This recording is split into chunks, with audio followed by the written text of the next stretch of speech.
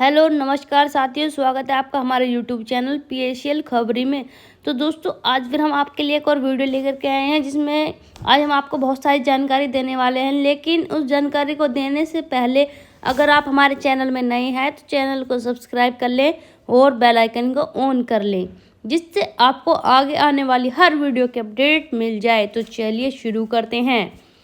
तो दोस्तों साथियों, आपको पता होगा कि पीएसएल में काफ़ी समय पहले रजिस्ट्रेशन हुआ था। सेबी PSL refund.co.in पर आप सभी ने रजिस्ट्रेशन किया था। जब सेबी के हाथ में ये मैटर आया था तो सभी ने अपने अपना रजिस्ट्रेशन करके अपने डॉक्यूमेंट उस पर अपलोड किए थे। तो अब दोबारा उस रजिस्ट्रेशन के बाद से सेबी ने पहले 5,000 की पेमेंट शुरू की, फिर 7,000 की, फिर 10,000 की, उसके बाद 15, 17, 19 ऐसे ही इन्होंने पेमेंट धीरे धीरे बढ़ाकर 2-3 साल निकाल दिए और अभी तक बड़ा पेमेंट शुरू नहीं हो पाया है। और अब दोबारा से फिर से इन्होंने एक और बार सभी को मौका दिया है, थोड़ा सा पेमेंट बढ़ाकर 14 मार्च से लेके, और इन्होंने ये पूरा जून तक के लिए समय दिया है। तो आप अपना रजिस्ट्रेशन, आप हमसे पूछ रहे थे कि जिन्होंने अभी तक रजिस्ट्रेशन नहीं किया है वो क्या करें।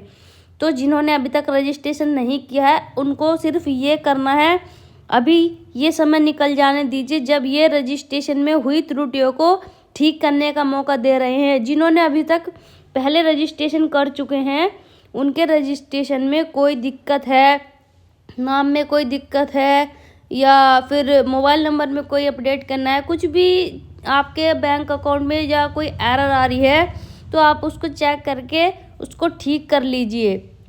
अगर आपको चेक करना नहीं आता है तो हमें कमेंट करके बताइए, हम आपको वो भी चेक करना बताएंगे कि आपको अपना रजिस्ट्रेशन नंबर को ओपन करके कैसे चेक करना है कि क्या गलती है क्या नहीं है।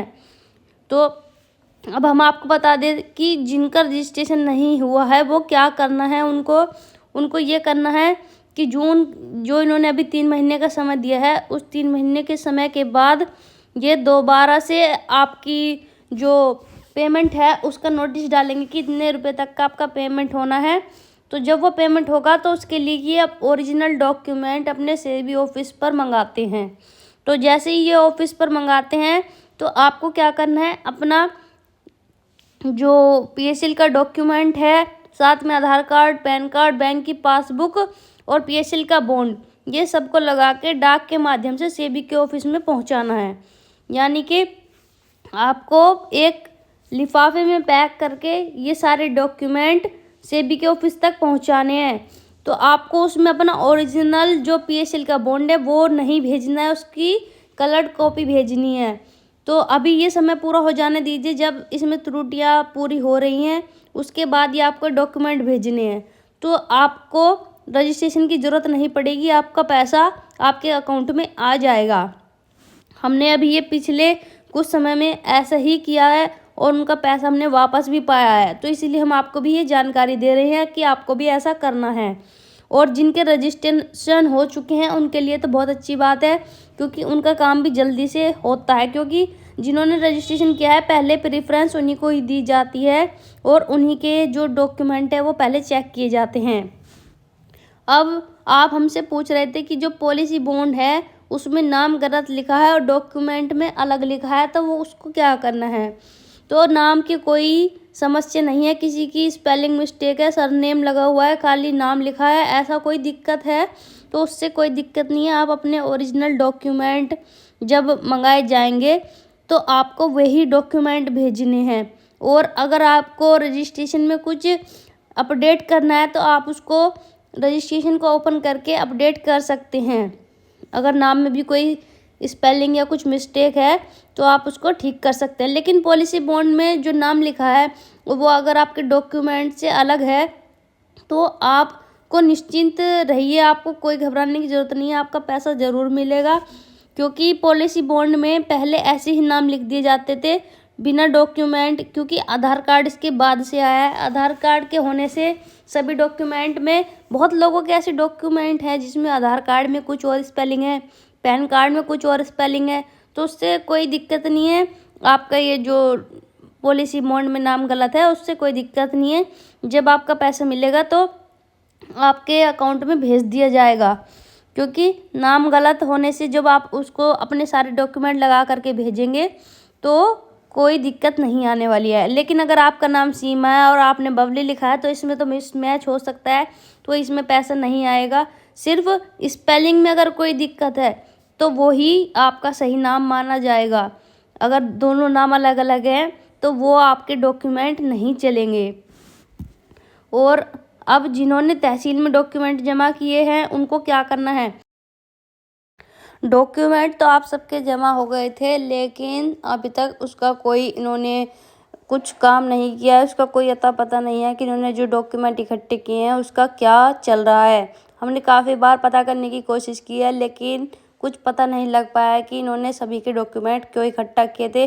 पहले तो ये बोल रहे थे कि आप सबका पैसा तहसील के द्वारा ही दिया जाएगा, सरकार आपका पैसा आपको लौटा रही है, इसीलिए आपका डॉक्यूमेंट इकट्ठा करा रही है। लेकिन अभी तक कुछ पता नहीं चल पाया कि आपके डॉक्यूमेंट क्यों इकट्ठा किए गए हैं।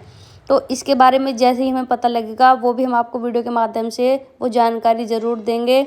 और आपको आखिरी बात बता देते हैं कि रजिस्ट्रेशन में हुई त्रुटि को फिर से ठीक करने के लिए और आपका अपना पैसा पाने के लिए क्या करना है।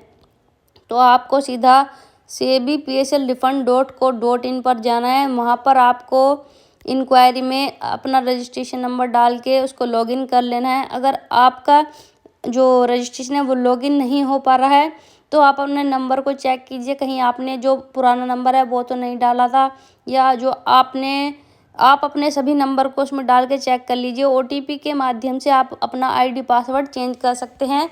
और जिन का फ़ोन पर मैसेज नहीं आ रहा है तो उन्हें भी आप अपना रिचार्ज करके उसको चालू करा लीजिए, क्योंकि आपका OTP के माध्यम से ही ये लॉगिन होगा। और आप उसमें जाके ऑप्शन को चेक कर लीजिए, जो जो चीज़ उसमें मांगे आप उसको डाल के अपना रजिस्ट्रेशन नंबर लॉगिन कीजिए। और उसके बाद जैसे ही आप लॉगिन करेंगे तो नीचे स्टेटस में दिखाएगा कि आपके जो रजिस्ट्रेशन है उसमें क्या गलतियाँ हैं।